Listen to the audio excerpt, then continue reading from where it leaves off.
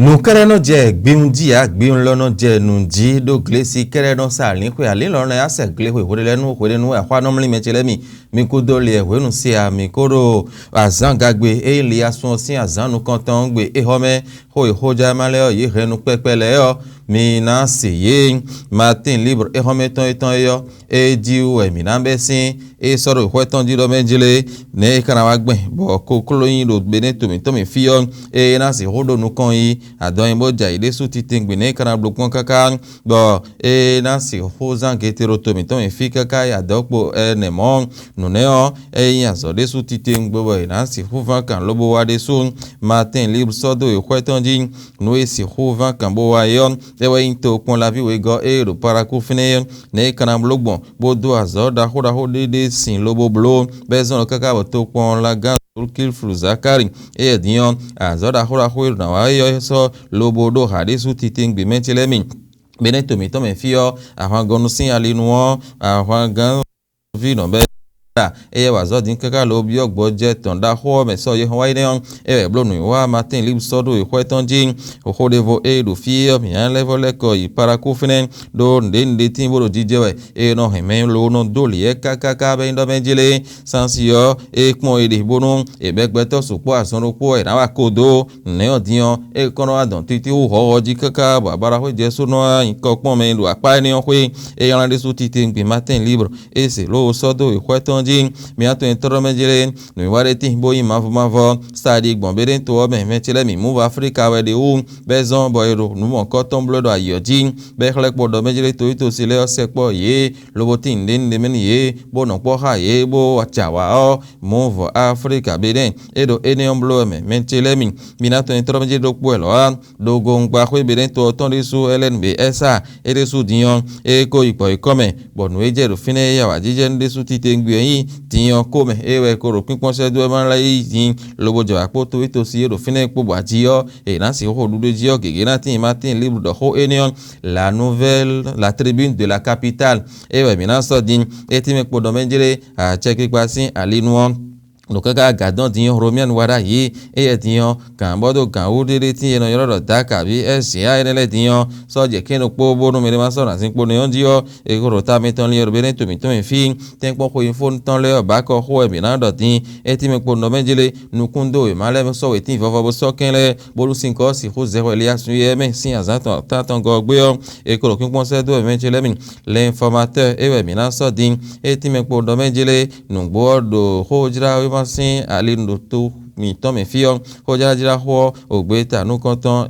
gbeta ba si huchi te deji bo ha ko bloro to mi to me fio l'informateur se bo sodo we hweton jin mi ato intro menjele sion dan ro come kon yi menjele mi bo to ro fi gege gbawe kaka bo ana joji ton ro kala vi sin o kan me frère godo me on ho ijo jana gonu isen se ton do yo e ko ro boko ingbe wan to sile bo l'informateur se bo sodo we hweton jin le telegram we mi na so din ti me po ndo menjele ne kana blogbo nu ko ina tin e sin kan ho e de menjele mi do gonu gegetin do ahozo sin alenu bo e mo do menjele ne le e kun bi odandan bonon e na si ho anu ye isoro kin ro po bo don won je na si ho yan ho menjele mi àwọn gan so vino bertin bada ye dion bi ogbo je ton da ho me e wa zo kaka yo na gbo je fi menjele mi le telegram si ho ni on delta e mi na so din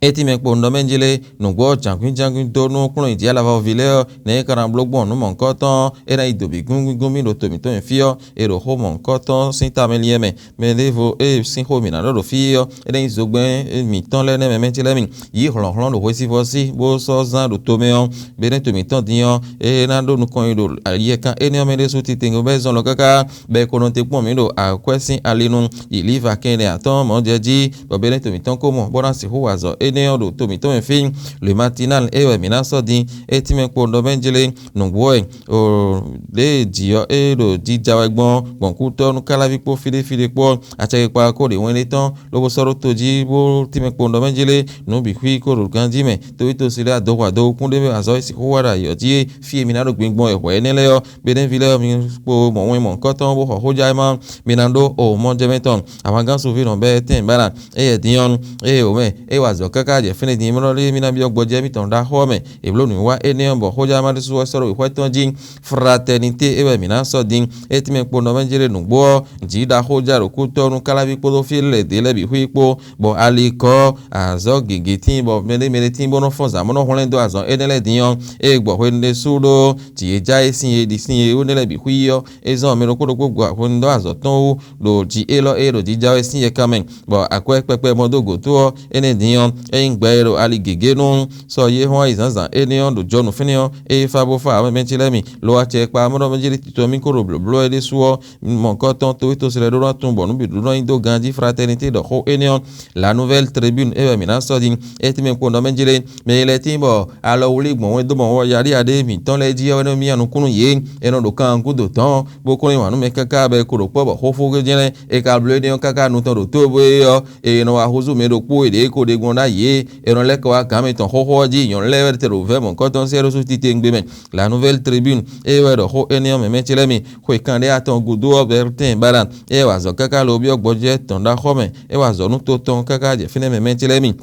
lo wen do mi ton le sin ali nu ne kan logun alo soro nu me e no mo le yo Israel sin o to odion le no wa nu gbon do ali enen be huise be to mi ton la pon dali enen nu la nouvelle tribune e do ho enen matin libre e mi na so din e ti me no nu gbo se obertin bada e bi ogbo je ton da ho me nu gbo azo e mi ra ho an to ka je fene din e bi okpo no me jina bi ogbo je me ti le mi matin libre e do ho enen o ne kan logun bo ko klo yin do to mi ton fi yo e ran si hodo nu kon ire su ti tengbe do erupin ponse do yo ehwe nu gege dali eni nu no yo hwele ne ponse do yo adopo ene mo jeji bonu kon ikaduna tin dandan e ran ta mi pon de su ti tengbe dati ali eni nu matin lirun e so do we kweton e hometon di para ku feneon me le timbo e no da agba mo no do gbeto le e gbagba le e kaka be no menjele ko wa do sans yo we de do de va hi utu hon e no so do eni odin lo nu e ka di je yo e gbegbo lo je yin sabi oji ro ha me fini bi okpo ndo menjele e na nko pon ali ene do me chele mi do e na be gbe to gbagba bra mo kwedo godo lo e ka be me gbagba nu e kono eje gudo yo e no yan le su ti tengbe matin libu do ho enion para ku fune do po azoda hora ho si do sin lo bo waro to pon la vi we go me to pon la gai ko ado ha zul kif zakari e do ho enion do gongba hu be ne to ton go sin boy ko mo no menjele mi ala izran gbando komen bonu yari ade mi kanadi yo ye me to si e do fune le na do jemeton move Africa berende suon e lo modo wezunji emecheremi do nu ware tin boy ma va we so do te bodo blegbon fide se poto vito sile bo hen tuntun ye nu gege bo edu nu gege sin le yo move Africa bene ere so ero nu wa mo kotonji era chendo poro mi ton no hoja male yo ye henu pepe e do do teru mi eje mi kodene sino poro to locho enomlan to kakane eiso